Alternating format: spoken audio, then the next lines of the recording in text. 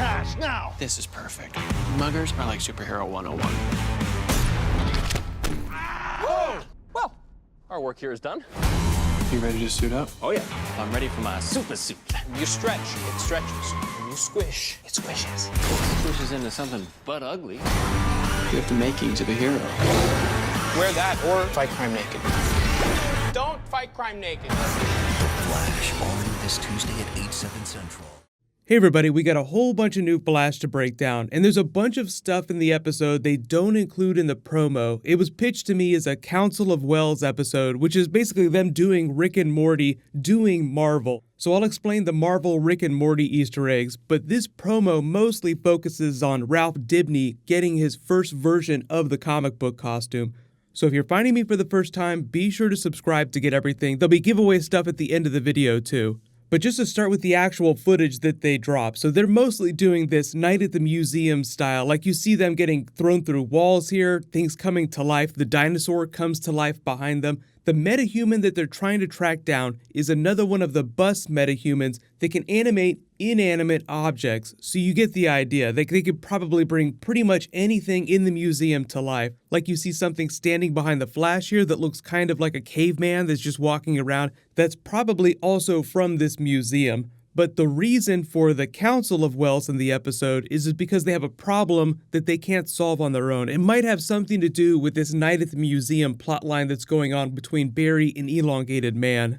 But basically, Cisco is the one that has the idea, hey, we have a whole bunch of smart Harrison Wells out in the multiverse. Why don't we pool them together so they form their own Council of Ricks? But I know a lot of you have asked, why don't they do a Council of Barrys? Like, why don't you just get a ton of the Flashes together? And I think that's just because from a story standpoint, they have a problem writing that. Like, literally in the writer's room, you bring a bunch of the most powerful men together, it just becomes really hard for them to face a challenge that's worthwhile. Like, it would just be them solving all the problems on the show, locking up all the metahumans on Earth 1, and the show would be over in like 3 episodes, and that'd be the end of the Flash. But I'm still holding out hope for a giant Team Flash team up in a future season, like where you have the full Flash family, like Jay Garrick, Jesse Quick, Wally West. They're all teaming up to fight somebody like the Reverse Flash. But in the meantime, it makes sense. Harrison Wells is still the smartest person on the team. You go get a bunch of him and put them together to solve whatever problem they have.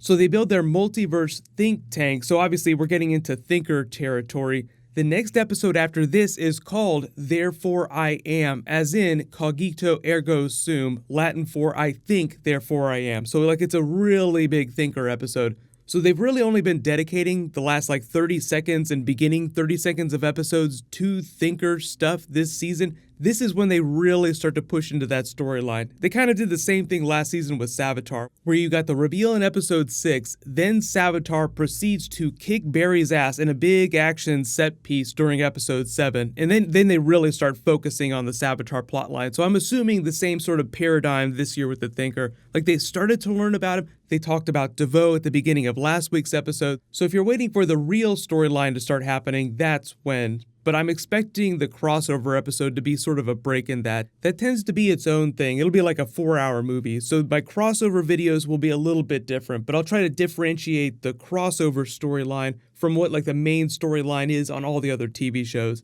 And I have been getting a lot of requests to do catch-up videos for the other TV shows before the crossover episode, but don't worry, that's a couple weeks away, so no big deal. We'll worry about that when we get a little bit closer.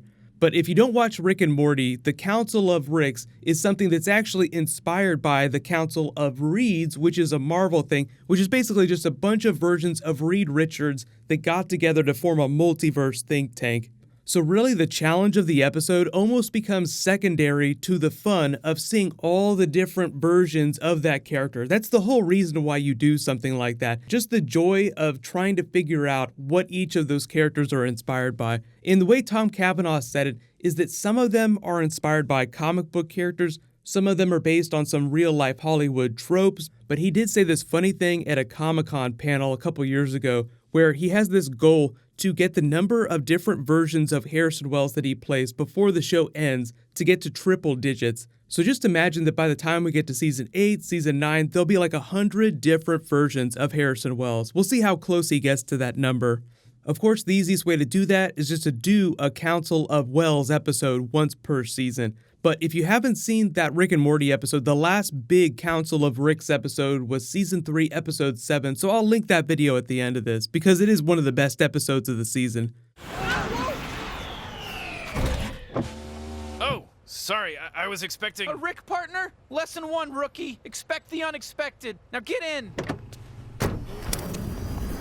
Morty's our human. Get the off the car, you rickless animal.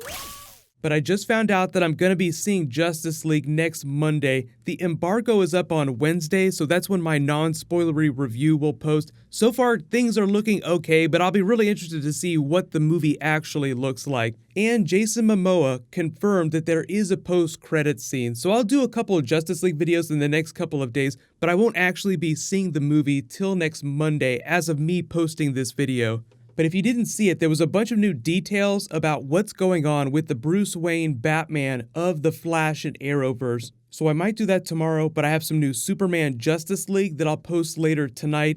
There's a whole bunch of Marvel and DC stuff happening in the next couple of days, so I'll try to get through it as fast as possible, but I'll be posting updates in that top pinned comment where I usually put announcements, so just check the comments for that. Congratulations to Hit Wanda, you're the latest winner. Please private message me on the back end of my channel so I can get your contact details. You can click here for last night's Flash episode, and you can click here for brand new Justice League. Thank you so much for watching. Everybody stay awesome. I'll see you guys tonight.